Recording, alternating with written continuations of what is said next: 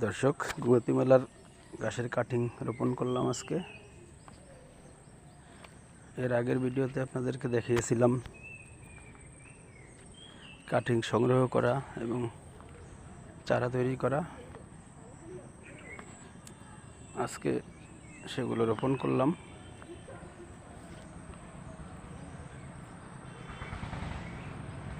এই যে এগুলো একটু মোটা শক্ত জাতের ঘাস, সেজন্য এগুলো ছাগল একটু কম পছন্দ করে, কারণ কিছুটা ধারালো আছে, কিন্তু এগুলো গরুতে খুব পছন্দ করে, রসালো এবং মিষ্টি। তো এগুলো গরুর জন্য চাষ করলাম। আর এর পাশে এগুলো আছে ছাগলের জন্য সুইট জাম্বু। তো সুইট জাম্বুটা একটু কম ধারালো, তো সুইট জাম্বু এগুলো ছাগল খাবে, ছাগলের জন্য এগুলো।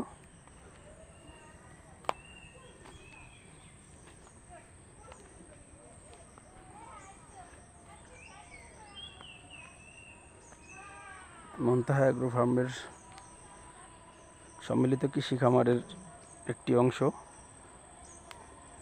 এখানে কলা এবং পেঁপের মিশ্র চাষ করছিলাম।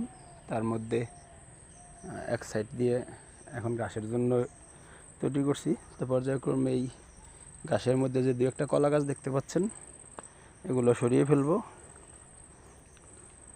গাছ বড় হতে হতে এগুলো সব সরিয়ে ফেলবো।